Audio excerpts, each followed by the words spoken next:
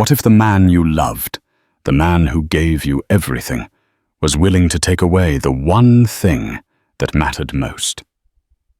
For Elara Vance, wife of billionaire tech mogul Damien Sterling, a dream life in a Manhattan penthouse turned into a living nightmare. When a sudden medical emergency sends her to an exclusive clinic, she is given the most devastating news a mother can hear. But in the depths of her grief, a tiny flutter of life, a gut feeling she can't ignore, tells her something is wrong. She was told her baby was gone. Her body and her instincts told her otherwise. This is the story of how one woman, armed with nothing but a secret recording and a mother's intuition, took on a powerful conspiracy to save the life of her unborn child.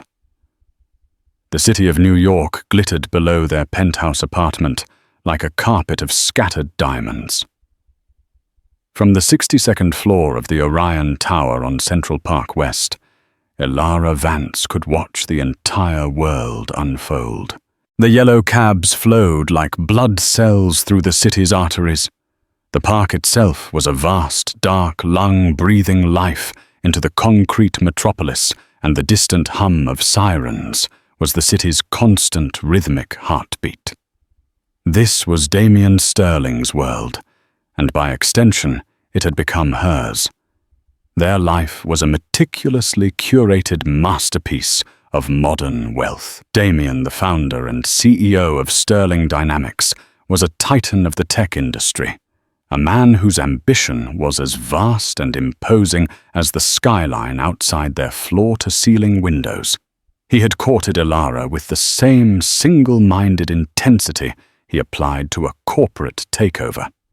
She, a sharp and respected investigative journalist who had once specialized in unearthing corporate malfeasance, found herself captivated by his charisma, his piercing blue eyes that seemed to see right through her defenses, and the sheer force of his presence.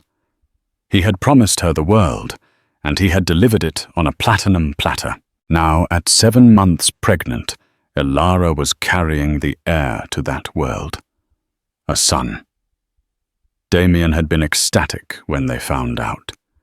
He'd thrown a lavish party, flying in a Michelin star chef from Paris and filling their apartment with orchids and champagne. He'd held her close that night, his hand resting on her burgeoning belly, and whispered, "Everything I do, Elara, is for us, for our family, to build a legacy for him." But in the last few weeks, a subtle chill had crept into their gilded cage. It started after Damien's trip to Tokyo. He was in the final critical stages of a merger with Tanaka Heavy Industries, a colossal Japanese conglomerate. The deal was worth billions and would cement Sterling Dynamics as an untouchable global power. When he returned, the easy warmth in his eyes had been replaced by a strained, calculating focus.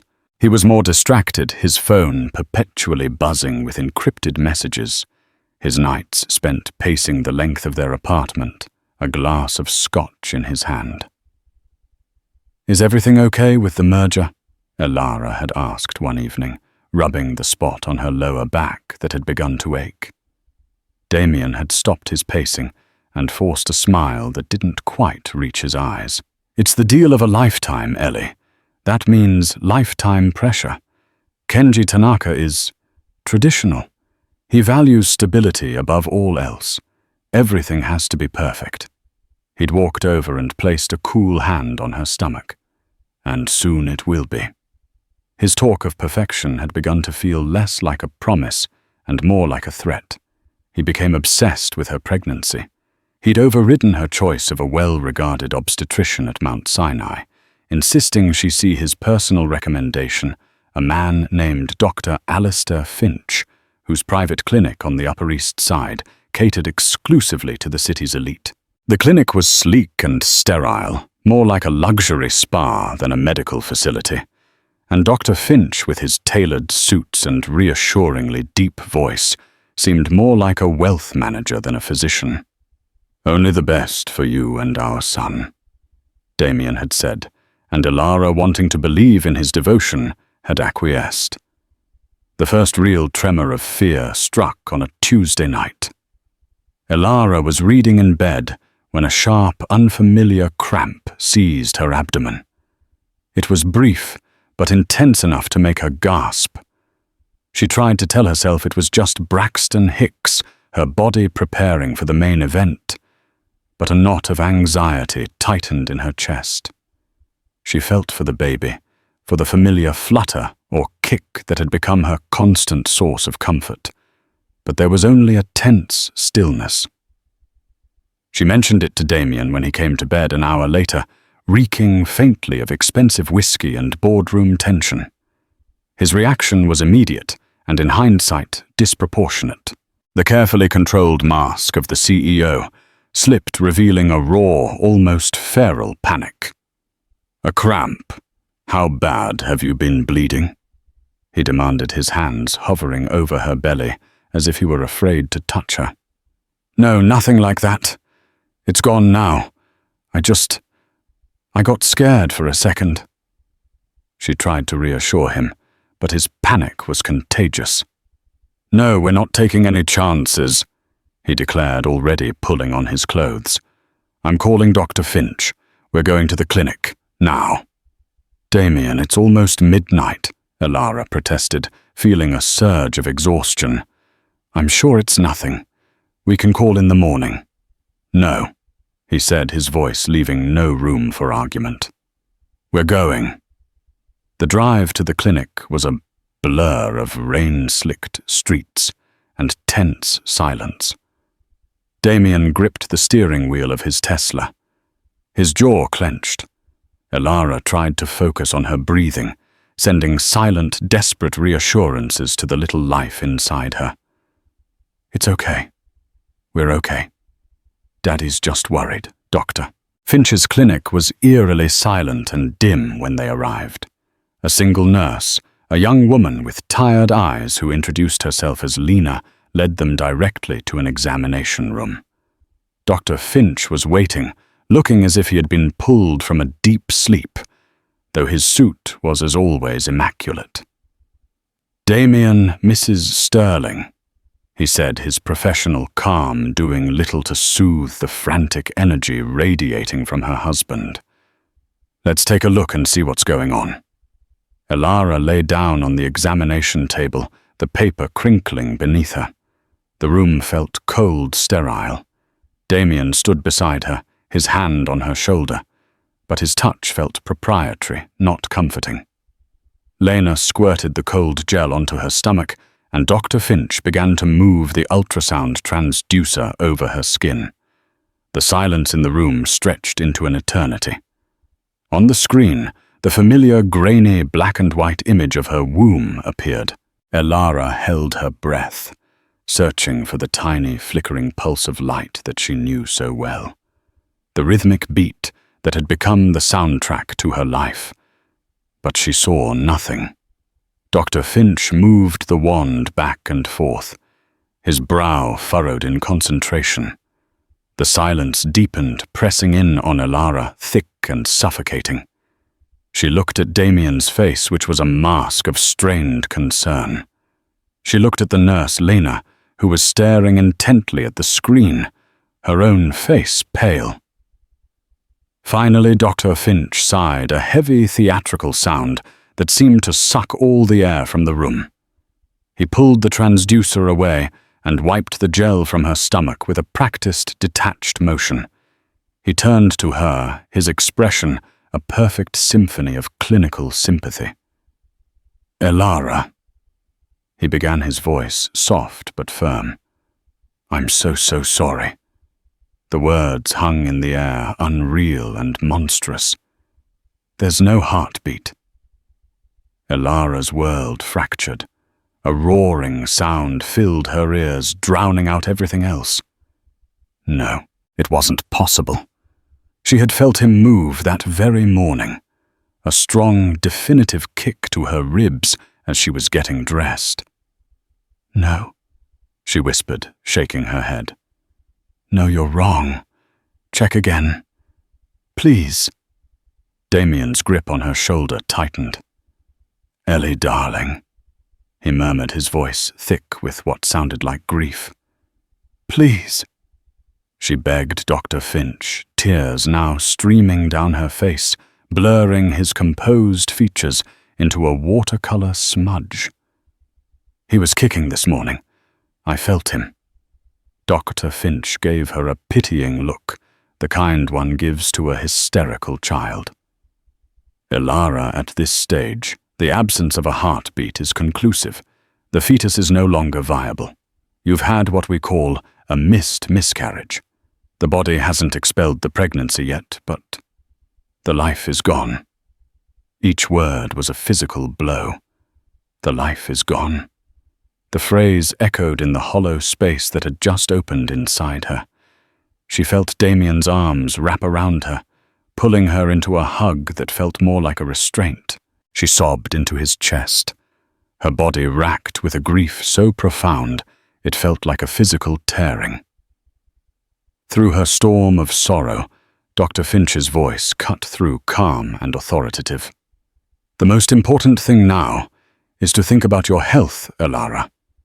We need to schedule a dilation and curettage procedure, a D&C, to remove the uterine contents and prevent any risk of infection or complications." "A procedure," she mumbled, her mind struggling to process the information through the fog of pain. "It's standard practice. We should do it as soon as possible. Tomorrow, if I can clear my schedule," Dr. Finch said, already glancing at a tablet held by the nurse. "Yes," Damien said immediately, his voice decisive. "Yes, whatever is best. We'll do it tomorrow. Book it, Alistair." Something in his quick agreement, his rush to fix the problem, snagged on the raw edge of her grief. A tiny discordant note in a symphony of sorrow. But she was too broken to question it. She was drowning, and the two men in the room were her only life rafts. She nodded numbly, allowing them to make the decisions to steer her through the wreckage of her world. They led her from the clinic like a sleepwalker, her mind a blank slate of shock and agony. The drive home was a mirror of the drive there, but this time the silence wasn't tense. It was funereal. The city lights mocking her with their indifferent brilliance. Her son was gone. The legacy Damien wanted to build had crumbled to dust before it had even begun. In the depths of her despair, she accepted it. She accepted the diagnosis, the pitying looks, the need for a procedure to erase the final traces of the life she had lost. She had no reason to doubt them. Not yet. The penthouse, once a symbol of her fairy tale life, had become a mausoleum. Every object was imbued with a ghostly presence. The tiny unopened box from Bergdorf's containing a pair of cashmere booties sat on the marble countertop like a miniature tombstone. The half-assembled crib in the nursery, a masterpiece of Scandinavian design that Damien had insisted on, loomed in the shadows of the doorway, a skeletal reminder of a future that had been stolen. Damien was the perfect caricature of a grieving husband. He moved through the apartment with a somber hush, speaking in funereal whispers. He brought her chamomile tea she didn't drink, and covered her with cashmere throws she didn't need. He answered the flood of calls from concerned friends and business associates with a beautifully tragic performance. "We're devastated," he'd say, his voice cracking with expertly modulated pain. "A terrible, terrible loss. Elara is resting. It's been a shock to her system." He was managing the situation. That's what it felt like. Not mourning, but managing. He was controlling the narrative, just as he controlled every other aspect of their lives. When Elara would break down into fresh waves of sobs, he would hold her, but his embrace felt scripted. He would murmur platitudes about their strength, about how they would get through this together. but his eyes were distant, already focused on the next step. The next action item on his list, the D&C. "The clinic called," he said softly on the afternoon before the scheduled procedure. He found her standing at the window, staring blankly at the unceasing river of traffic below. "Everything is set for 10 a.m. Dr. Finch has cleared his morning for you. He sends his deepest sympathies." "I don't want to go," Elara whispered, her voice raw. The thought of the cold, sterile room of the final clinical removal of her son sent a fresh spear of agony through her. Damien's face hardened for a fraction of a second before the mask of sympathy slid back into place. "Ellie, darling, we have to." "Doctor, Finch was very clear about the risk of infection. This is for your health now. It's the only way to move forward." Move forward. The phrase echoed in the empty chambers of her heart. How could she move forward when a part of her was being left behind, discarded as medical waste? That night, sleep was an impossibility. Damien, claiming he needed to deal with some urgent fallout from postponing his meetings, took a call in his study. The heavy oak door closed with a definitive click, sealing her into the cavernous silence of their bedroom. Alone, Elara curled on her side, one hand resting protectively on her still swollen belly. It felt like a cruel mockery, this physical evidence of a life that was no more. She thought of the name they had chosen Noah. It meant rest and comfort. She had loved the gentle strength of it. She whispered it into the darkness, a final heartbreaking farewell. "Noah. Oh, Noah, my sweet boy. I'm so sorry. I love you so much." Tears rolled down her temples and into her hair. She pressed her palm harder against her skin, trying to memorize the feeling of the round, firm globe of her womb, the last physical connection she had to her son. And then it happened. It wasn't a gas bubble. It wasn't a muscle spasm or a phantom sensation born of desperate grief. It was a clear, distinct, and utterly undeniable movement. A little foot or an elbow rolling with purpose from one side of her uterus to the other. It was followed by a sharp, staccato thump-thump right against her palm. Elara froze her entire body, going rigid. The tears stopped. Her breath hitched in her throat. Her heart, which had been beating with a slow, mournful rhythm, suddenly began to hammer against her ribs. She waited every nerve ending alive with a terrifying, electrifying hope. For a full minute there was nothing but the sound of her own frantic pulse in her ears. Did I imagine it? Am I losing my mind? And then another one. A solid, insistent kick high up near her ribs, the same spot he always kicked in the morning. It was real. The sensation was so powerful, so irrefutably alive, that it was like a bucket of ice water thrown on the fire of her grief.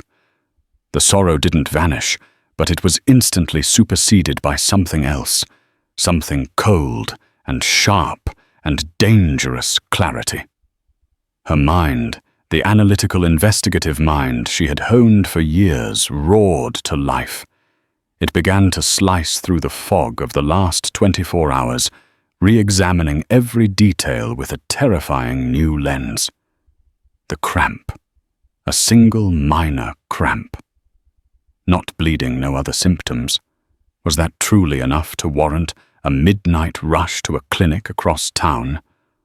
Or was it merely the perfect pretext? The clinic. It had been empty. Utterly deserted, save for Dr. Finch and that one pale, nervous nurse. A high-end clinic on the Upper East Side on a Tuesday night should have had some staff. A receptionist, another doctor on call security. But it had been a ghost town prepared and waiting just for them. The diagnosis. Dr. Finch had been so quick, so certain. He'd barely looked at the screen before pronouncing the death sentence. The absence of a heartbeat is conclusive. But was it? Had he even tried to find it? Or had he simply known what he was supposed to say? The DNC. The rush. Damien's immediate, forceful agreement. Book it, Alistair. Not, are you sure? Not, can we wait and see? Just an immediate executive decision to remove the uterine contents, as if her son were a problematic line item on a balance sheet. And then the final damning piece clicked into place. Damien's words from the other night. Kenji Tanaka is traditional. He values stability above all else. Everything has to be perfect. A baby and heir should have been the very definition of stability. Unless the timing was wrong. A high-risk pregnancy, a demanding newborn. A wife whose attention was diverted from her role as the perfect corporate spouse during the most critical months of a multi-billion-dollar merger. Was that the imperfection Damien was so desperate to eliminate? The thought was so monstrous, so utterly evil, that Elara felt a wave of nausea. Could the man she loved, the father of her child, orchestrate a lie of such profound cruelty? Could he pay a doctor to pronounce their own son dead just to smooth the path for a business deal? She looked at her belly, at the spot where she could still feel the faint stirrings of life. The answer was a horrifying, soul-crushing yes. They weren't trying to help her recover from a miscarriage. They were planning to cause one. The DNC scheduled for 10 a.m. wasn't a medical necessity. It was an execution. A new feeling washed over her, eclipsing the grief and the shock. It was a cold, primal fury, the protective instinct of a mother bear whose cub is threatened. They had made a fatal error. They had underestimated her. They thought she was a fragile, grieving doll they could manipulate. They were wrong. She knew she couldn't confront them. Damien would dismiss her as hysterical. He would call Dr. Finch, who would calmly explain that phantom kicks were a common symptom of denial. They would sedate her for her own good and wheel her into that operating room. They would stop her son's heart, and no one would ever know. She needed proof. Undeniable, irrefutable proof. And then she remembered. Julian Croft, her oldest friend, a man who lived and breathed in the digital world of cybersecurity and counter-surveillance. They had worked together on an exposé years ago. For her birthday last year, he had given her a gag gift that was also deeply practical for a journalist. It was a Mont Blanc fountain pen, elegant and weighty. "It's beautiful," she'd said. "But be careful," he'd winked. "The nib is mightier than the sword, and this one has a microphone that could pick up a whisper in a wind tunnel." She scrambled out of bed and went to her home office. Her hands shook as she rummaged through her desk drawer, past branded stationery and personalized thank you cards. There it was, nestled in its velvet box. The pen. Her weapon. Her mind was racing a plan forming out of the chaos. She had two objectives. First, she needed absolute independent confirmation that her baby was alive. Second, she needed to get Damien and Dr. Finch to incriminate themselves. She took a deep, steadying breath. The time for tears was over. It was time for war. She picked up her phone, and composing her voice to sound weak and resigned, she called Dr. Finch's 24-hour service. When the on-call nurse answered, Elara said, "This is Elara Sterling. Please leave a message for Dr. Finch. I just want to confirm my procedure for 10 a.m. I'm ready to put this behind me." Hanging up, she turned to her laptop. She didn't search for top-rated obstetricians or well-known hospitals. She searched for small, private, cash-only women's health clinics. She found one that looked promising, the Astoria Women's Wellness Center in Queens. It was run by a Dr. Maria Ortiz and had grainy, outdated photos on its website. It was perfect. It was a world away from Damien Sterling's sphere of influence. She booked the earliest available appointment for the next morning, 8 a.m., under the name Anna Smith. She would take a car service, not her own driver. She would pay in cash withdrawn from an ATM, not a credit card Damien could track. She would go there, get her proof on an ultrasound printout, and then she would walk into Dr. Finch's office for her 10 a.m. appointment. Not for a D&C, but for a final recorded performance. She would play the broken-hearted wife one last time, and she would get them to admit what they had done. She would let them bury themselves. Clutching the cold, heavy pen in her hand, Elara felt the last of her old self.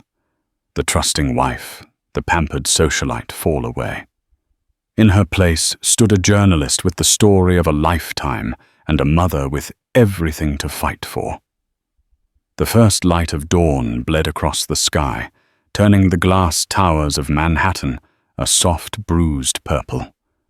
Elara had not slept. She had sat in the dark, watching the city awaken the spy pen, a cold, hard promise in her hand. Every so often, a gentle roll or a soft thump from within would reaffirm her purpose, stoking the fires of her righteous fury. Damien emerged from his study just after 6, his hair slightly disheveled, his suit jacket slung over a chair. He looked exhausted, but his eyes were sharp, calculating. He was in full crisis management mode. "Ellie," he said, his voice a soft performance of concern. "You're up early." "I couldn't sleep," she replied. Her own voice a carefully crafted instrument of fragile grief. She kept her face turned towards the window, unwilling to meet his gaze, afraid he might see the storm brewing behind her eyes. "I know, darling. I know. It will be better after today. Once we can start to heal properly," he said, coming up behind her and placing his hands on her shoulders. His touch felt like a spider's caress, and she had to fight the urge to flinch. This was her first test, getting out of the apartment alone. She took a slow, shaky breath. "Damien, before we go to the clinic, there's something I need to do." "Anything, Ellie. What is it?" "The Church of St. Ignatius Loyola is just a few blocks from Dr. Finch's office." She began naming a place she knew he'd find suitably dramatic and respectable. "I want to go there first, alone, just to sit for a while, to say a prayer, a goodbye." She let her voice crack on the last word, a touch of theatricality she had learned from him. He was silent for a moment. She could feel the gears turning in his head as he assessed her request. It fit the profile of a grieving wife perfectly. It was pious, private, and posed no threat. "Of course," he said, his grip on her shoulders softening into what he intended as a comforting squeeze. "Of course you can. Take all the time you need. I'll have our driver Michael take you. I'll meet you at Dr. Finch's office at 10. "No," she said a little too quickly, then softened her tone. "No, please. No driver. I don't want to be fussed over. I just want to be anonymous. I'll take a car service. It's better that way." Another brief calculation, another concession. "All right, Elara, if that's what you need. Just be careful." The words were right, but the tone was that of a man granting a small final request before a business transaction. An hour later, she was in the back of a generic black Uber, heading not east towards Park Avenue, but across the Queensboro Bridge. She watched the glittering spires of Manhattan recede in the rearview mirror, feeling as though she were crossing the river Styx into another realm. She was leaving the land of the powerful and the privileged, the world that Damien Sterling owned, and entering the real world. The Astoria Women's Wellness Center was located on the second floor of a brick building, nestled between a laundromat and a bakery that filled the air with the warm, honest smell of fresh bread. The waiting room was small and cluttered with mismatched chairs, a stack of well-worn magazines, and a potted plant that had seen better days. Yet it was filled with a quiet, unassuming warmth that Dr. Finch's sterile, art-curated lobby could never possess. A kind-faced woman with a thick Greek accent took down her fake name, Anna Smith, and accepted the wad of cash Elara gave her without a second glance. After a short wait, a woman in her late 60s with graying hair, pulled back in a loose bun, and warm, intelligent eyes emerged.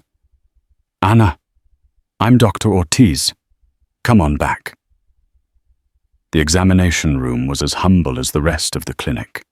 The equipment was older, the paint was slightly chipped, but it was immaculately clean. Dr. Ortiz's manner was direct and reassuring. "So you're about 30 weeks, you said. Just want a checkup to see how the little one is doing?" the doctor asked as Elara lay on the table. Elara's heart was pounding so hard she was sure Dr. Ortiz could see it pulsing in her neck. Her hands were ice cold. This was the moment of truth. What if by some cruel twist of fate, Dr. Finch had been right? What if the kicks she felt were just phantom death throes? What if her entire rebellion was built on a foundation of grief-stricken madness? "Something wrong?" Dr. Ortiz asked, noticing her terror. "I'm just anxious," Elara whispered. The doctor gave her a knowing smile. "First-time mums, you worry about everything. Let's take a look. This gel is a bit cold, dear." Dr. Ortiz was efficient. She moved the transducer over Elara's belly, her eyes scanning the monitor. For a horrifying second, the screen showed the same empty grey landscape Dr. Finch had shown her. Elara's breath caught in a silent scream. But then Dr. Ortiz adjusted the angle, and there he was. Perfect. He was curled up, a tiny thumb drifting near his mouth. She could see the elegant curve of his spine, the shape of his head, the delicate limbs. He was not a collection of uterine contents. He was a person. "Okay, looking good," Dr. Ortiz said cheerfully. "Size is right on track. Plenty of fluid." She flipped a switch. "And let's listen to the best sound in the world." The room was suddenly filled with a loud, strong, rhythmic drumming. Whoosh, whoosh, whoosh, whoosh, whoosh, whoosh. It was the most beautiful sound Elara had ever heard. It was the sound of life, the sound of truth, the sound of Damien's unforgivable lie. Tears streamed from Elara's eyes, but they were not the tears of grief she had cried before. These were tears of profound, soul-shaking relief, immediately followed by a surge of glacial rage, so intense it made her dizzy. Dr. Ortiz, mistaking her tears for simple joy, beamed.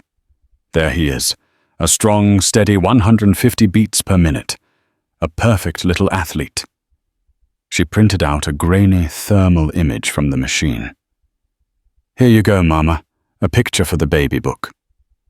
Elara took the flimsy piece of paper, clutching it in her hand. It was her shield, her proof, her declaration of war. Is there any reason?" Elara asked, her voice tight, that someone might not be able to find that heartbeat. Dr. Ortiz frowned, considering the question. "Well, if the equipment is very old, or the operator is inexperienced, maybe, or if the baby is in a very awkward position early on. But at this stage, With modern equipment, you'd have to be actively trying not to find it. It's right there.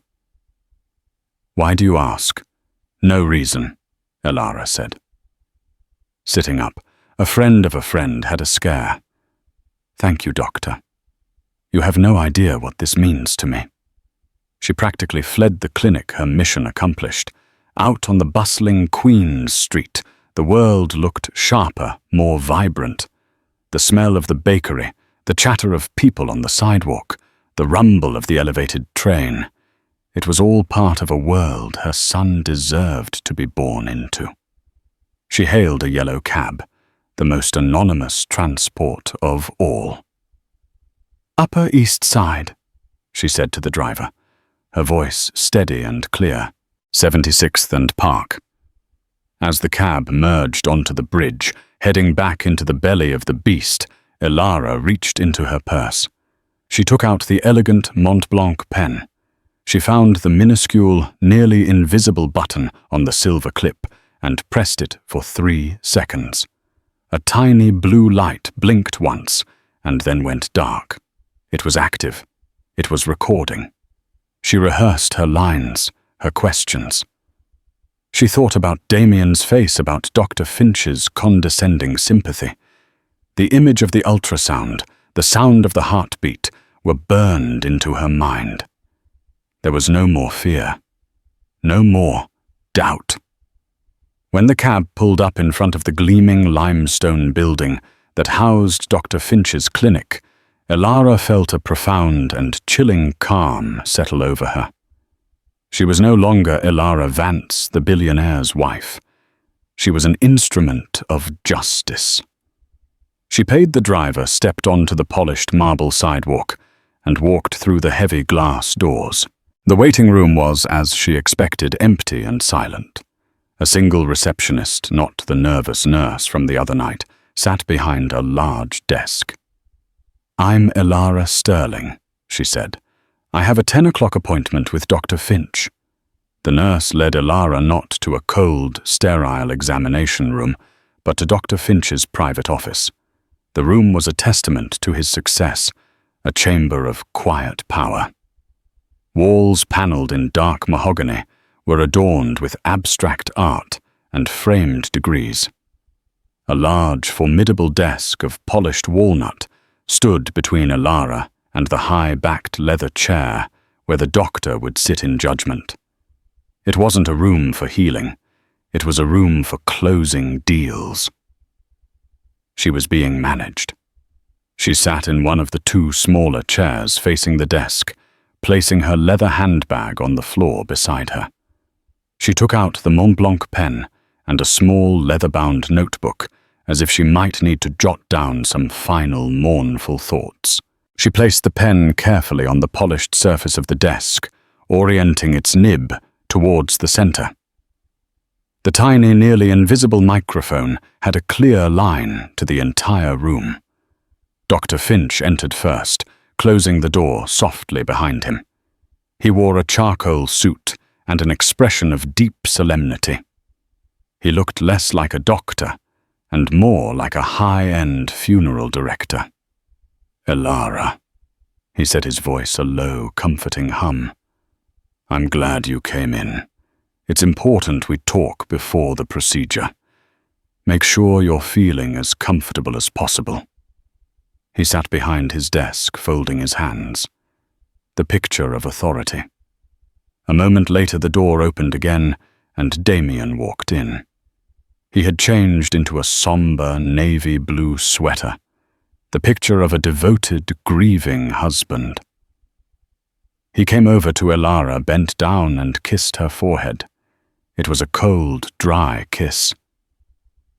Darling, are you all right? He murmured, pulling the second chair closer to hers. He was positioning himself as her guardian, her protector. The two of them a united front of male authority, facing the fragile woman. They had no idea the roles were reversed. Elara took a shaky breath, summoning the ghost of the broken woman she had been 2 days ago. I'm trying to be, she said, her voice small and unsteady. I just have some questions. My mind keeps going around in circles. I think I need to understand just for my own peace of mind before we go ahead." Dr. Finch leaned forward, his expression softening into one of patronizing empathy. "Of course, Elara. Anything at all. It's a natural part of the grieving process." This was it. The performance began. "The ultrasound." She started looking at Finch, her eyes wide with feigned confusion. It all happened so fast. Was there really nothing? Not even a flicker. I know it sounds crazy, but sometimes I still think I can feel him moving. Is that normal? Am I imagining it? Dr. Finch gave a small, sad smile. The phantom limb phenomenon, but for pregnancy. It's more common than you think, Elara. The mind is a powerful thing. It can create sensations, especially when a loss is this profound. I assure you what I saw on the screen was unequivocal. There was no cardiac activity. The fetal demise was unfortunately absolute. He delivered the lines with such practiced, compassionate authority. It was almost believable. He was good. But Elara had the truth on a flimsy piece of thermal paper in her purse. "It's just, you were so certain so fast." She pressed, letting a tear roll down her cheek. She didn't bother to wipe it away. It felt like there was no hope. In these situations, giving false hope is the cruelest thing a doctor can do, Finch said smoothly. "My job is to give you the facts as difficult as they may be." She let the silence hang for a moment, then she turned her gaze to her husband. His face was a mask of pained support. It was time to spring the trap. "Damien," she said, her voice barely a whisper. "You were so stressed that night. I know the merger has been all-consuming." She paused as if gathering her thoughts. "I remember before we rushed to the clinic, you were on the phone. I think it was with Dr. Finch. I heard you say that something was absolutely critical for the Tanaka deal. I didn't understand it, then I was so focused on the cramp. Was my pregnancy causing problems for the merger?" It was a perfectly delivered blow disguised as a grief-addled, nonsensical question. The effect was instantaneous, a barely perceptible tightening in Damien's jaw, a flicker, just a flicker in Dr. Finch's calm, sympathetic eyes. They exchanged a glance, so fleeting that if she hadn't been looking for it, she would have missed it. It was a glance of shared conspiracy of two men checking their stories were aligned. The pen on the desk recorded the silence. "Darling," Damien said, reaching over to take her hand. His was cold as ice. "You're getting confused. Grief does that to your memory. Of course the deal is stressful, but that has nothing to do with us, with our son. We wanted him more than anything in this world, you know that." "But did Mr. Tanaka know?" Elara pushed, gently playing the part of the confused wife perfectly. "You never mentioned telling him. You were always so proud. I thought you would have told him we were expecting your first son. A legacy. Isn't that the kind of stability he values?" This was the corner. Damien's face went blank. He couldn't say he had told Tanaka because Tanaka would be expecting a baby. He had to admit he'd kept it a secret. His silence was an answer in itself. Dr. Finch, ever the helpful fixer, saw Damien floundering and stepped in to clarify. It was the fatal mistake she had been counting on. "Elara," the doctor began, leaning forward as if sharing a gentle confidence. "What your husband is trying to navigate is a very delicate, high-stakes cultural negotiation. The timing of the pregnancy, while a joyous event for you both, was medically and logistically unfortunate." "Unfortunate?" Elara echoed, her voice trembling. "Mr. Tanaka and his board, They are from a different generation, a different culture, Finch continued, warming to his theme, digging his own grave deeper with every word. They are investing billions based on their perception of Damien's absolute focus. A complicated pregnancy, a newborn in the house during the final integration phase. It could be seen as a significant distraction, a liability.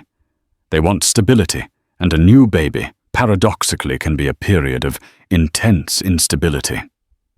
The blood in Elara's veins turned to ice. He was admitting it. He was giving her the motive on a silver platter. Damien, seeing the opening Finch had created, decided to reclaim control to frame their monstrous act as a noble sacrifice. "He's right, Ellie," Damien said, his voice now firm, decisive. "The CEO taking charge. This wasn't about not wanting our son. God, no. It was about securing his future. Our future. This merger with Tanaka, it isn't just a deal. It's the foundation of a dynasty. It ensures that our son and his children would want for nothing. A delay of a year, just to get us past this critical phase. It was a practical decision." He said the words, the ones that would seal his doom.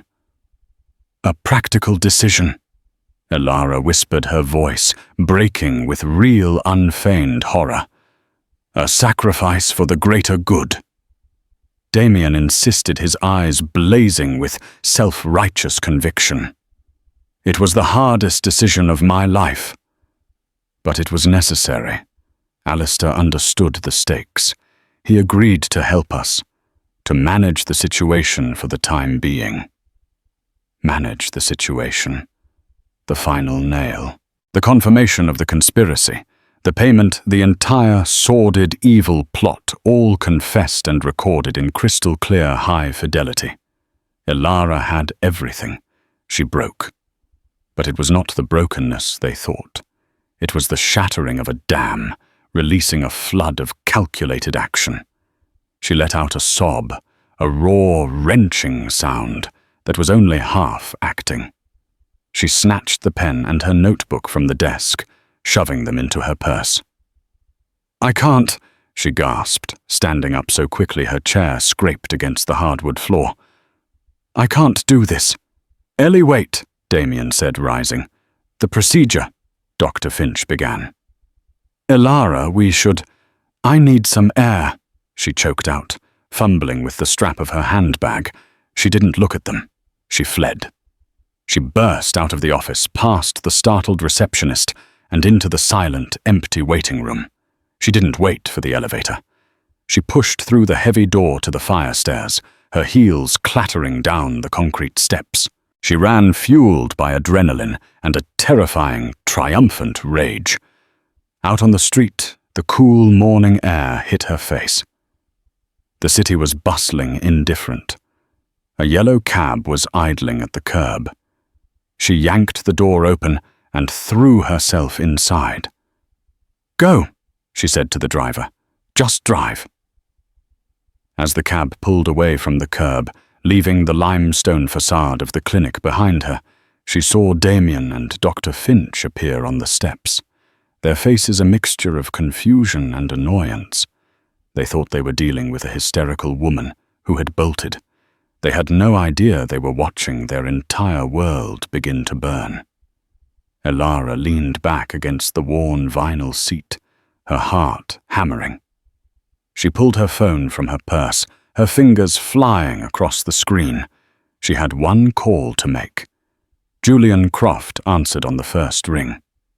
"Julian," she said, her voice shaking, but clear as a bell. "I've got it. I've got everything." In the back of the cab, a prisoner of war who had just liberated herself. Elara Vance clutched the pen that held the ruin of two powerful men and the future of the son they had tried to erase. The taxi ride was a meaningless blur of city blocks.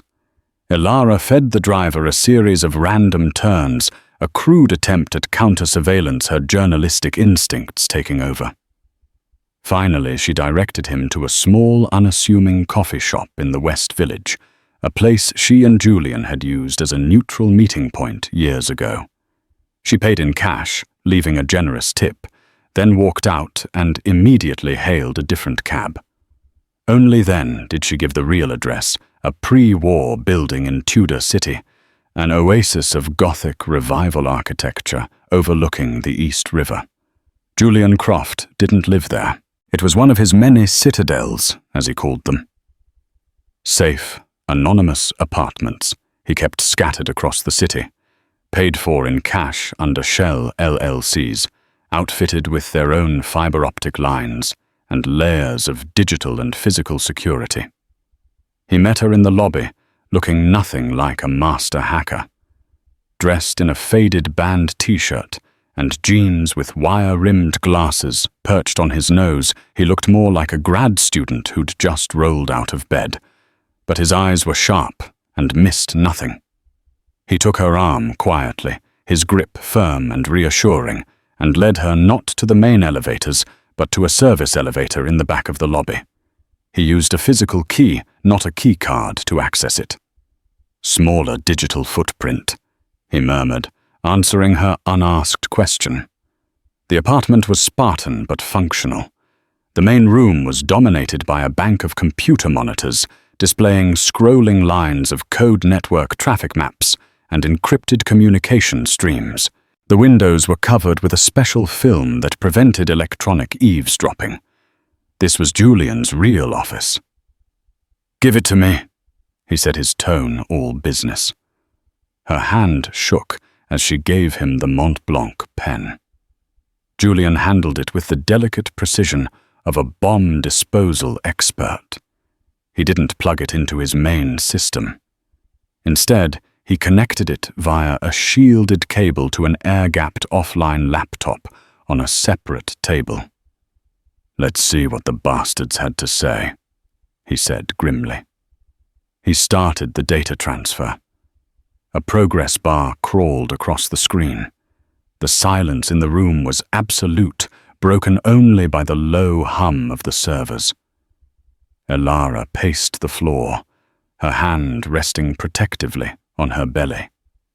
She felt the baby kick a small reassurance that all of this was real, that her fight was justified. Finally, the file was secure. Julian unplugged the pen and slid the laptop over to his main desk, connecting it to a set of high-fidelity speakers. "Ready?" he asked, looking at her. She nodded, bracing herself. He hit play. Dr. Finch's voice filled the room, a smooth, condescending baritone. A natural part of the grieving process. Then her own voice, small and trembling. "Sometimes I still think I can feel him moving." Hearing it was a surreal, out-of-body experience. She listened to Finch's confident dismissal of her son's life. The fetal demise was, unfortunately, absolute, and felt a fresh wave of rage. Then came Damien's voice, the voice that had once whispered promises of love in her ear, now pragmatic and monstrously cold. It was a practical decision, a sacrifice for the greater good. Alistair understood the stakes. He agreed to help us, to manage the situation for the time being. When the recording ended, the silence that returned was heavier, darker. Julian slowly took off his glasses and rubbed his eyes, a rare sign of distress. "Christ, Ellie," he whispered. "I've uncovered corporate espionage rings, government black ops. But this is a special kind of monster." He got up and walked over to her. What they were going to do. It's not just malpractice. It's conspiracy to commit murder. Attempt. "I know," she said, her voice hard. "And now we have them." "Not so fast," Julian warned his analytical brain, clicking back into gear. "Having the tape is one thing. Using it is another." Damien Sterling isn't just rich, he's powerful. He has judges on his payroll, politicians in his pocket. We walk into the nearest police precinct with this, and by morning, the tape will be lost. You'll be painted as an unstable, hysterical wife, suing for a bigger divorce settlement, and you'll find yourself on a psychiatric hold. He'll use his power to crush you. The cold reality of Julian's words hit her. He was right. Damien wouldn't fight fair. He would fight to win by any means necessary. So what do we do? Elara asked, her hope wavering. We don't play his game, Julian said, his eyes lighting up with intensity. We create a new one. We can't use the system he controls, so we go public. We detonate this in the court of public opinion so loudly and so devastatingly that the system has no choice but to act. We have to create a firestorm he can't possibly control. Elara, the journalist, understood immediately. The media! Exactly, but the right media. Someone with unimpeachable credibility and a massive platform. Someone who won't be threatened or bought. A name immediately came to her mind.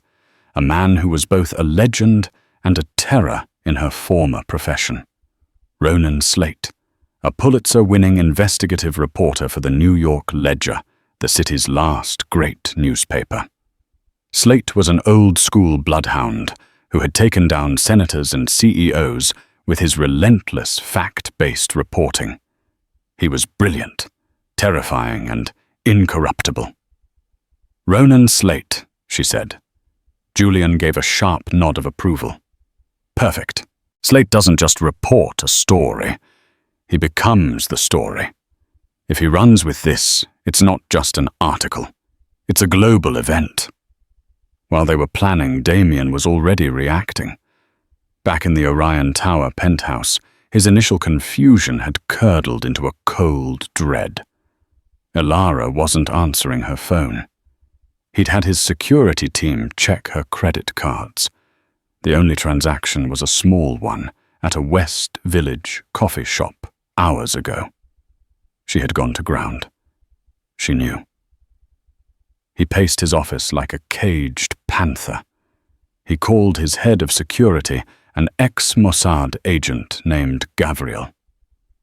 Find her, Damien ordered, his voice laced with venom. I want her location. I want her communications monitored. I want to know who she's talking to. Now. Then he made a second call to his lead attorney at the city's most powerful law firm. We have a potential situation with my wife, he said, the corporate euphemism tasting like ash. I need you to prepare a full-scale assault, character assassination, psychological evaluations, restraining orders. I want everything ready to deploy on my signal. The narrative will be that she is having a severe mental breakdown from the trauma of the miscarriage and is a danger to herself and others. He was building his walls, preparing his weapons.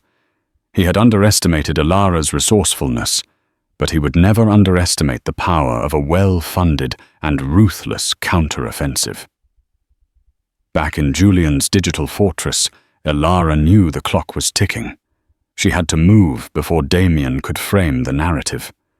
Julian was already making copies of the audio file, securing it in a dozen encrypted cloud servers around the world, and setting up a secure line for her to use. Are you ready to do this? Julian asked her, his hand hovering over the keyboard. Once you make this call, there's no going back. This is all-out war. Elara looked down at her belly, where the son Damien had condemned to death was safe and alive. She thought of the cold kiss on her forehead, of the monstrous lie in his eyes. Her fear was gone, burned away by a cold and righteous certainty. I was made for this war, she said. Julian initiated the secure, untraceable call. Elara took the receiver. On the other end of the line, in the loud, chaotic newsroom of the New York Ledger, Ronan Slate picked up his phone. "Slate?" he barked into the receiver. "Ronan," Elara said, her voice steady and clear. "It's Elara Vance. We met a few years ago at the Polk Awards. I have a story for you. It's about my husband, Damien Sterling." There was a pause on the other end of the line. Slate was famously unembarrassed by big names. "I don't do society gossip, Vance." "This isn't gossip, Ronan," Elara said, her voice dropping to a steel whisper. "It's conspiracy to commit murder, and I have it on tape." The line was silent for a beat. She could almost hear the old reporter's ears prick up, could picture him leaning forward in his chair, the scent of a kill in the air. "I'm listening," Ronan Slate said. The first shot had been fired. Elara Vance's recording, unleashed upon the world by the press, created a firestorm that not even a billionaire could control. The story became a global symbol of the fight against hidden corruption and the incredible power of a mother's will. Damien Sterling's empire, built on ambition and deceit, crumbled under the weight of his own words.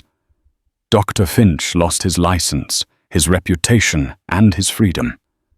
But for Elara, the victory wasn't in their downfall.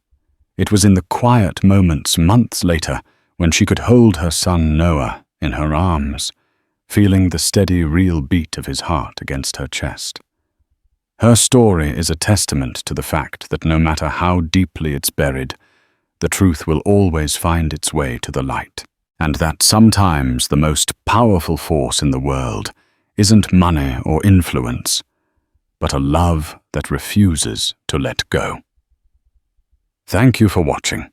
If this story moved you, please hit the like button, share it with someone who needs to hear it, and subscribe for more incredible true stories.